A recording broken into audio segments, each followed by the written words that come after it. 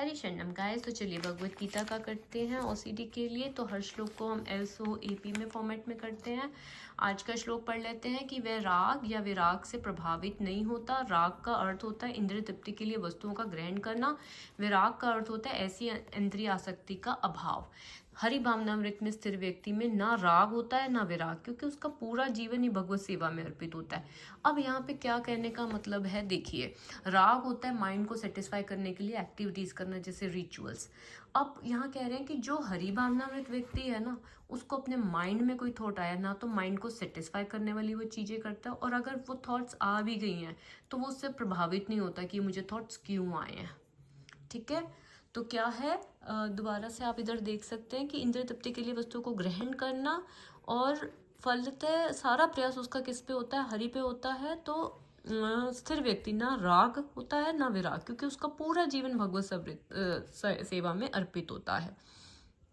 अब उसको कोई अटैचमेंट नहीं होती कि थॉट आया तो मुझे रिचुअल करना है या मुझे इस थॉट को हटाना है। ये दोनों थॉट क्यों आया, थॉट से राग नहीं है, ठीक है, रिचुअल करने का राग नहीं है। विराग मतलब मेरे को ये थॉट क्यों आया, उसका नफरत नहीं है। ठीक है, मीन्स रिचुअल करने की आसक्ति नहीं है। ये थॉट क्यों आया, वाई दिस थॉट केम, विराग, वो भी नहीं है। ठीक है, तो इन दोनों से अगर आपके मान लो माइंड में कोई थॉट आया, पूजा कर रहे हैं, कोई थॉट आ गया, तो अब आप क्या करोगे, जैसे माइंड ने कहा आप कोई रिचुअल नहीं करोगे। अब आप ये भी नहीं सोचोगे मुझे ये थॉट क्यों आया, दोनों से प्रभावित नहीं होगे। ठीक है, क्या आप प्रेयर करेंगे कि मुझे शक्ति दो कि मैं अगर मेरे माइंड में कोई थॉट आ गया तो मैं उस थॉट को ठीक करने के लिए रिचुअल्स ना करूं, या अगर कोई थॉट आ गया तो मैं उससे डिस्टर्ब ना हूं, प्रभावित ही ना हूं मैं।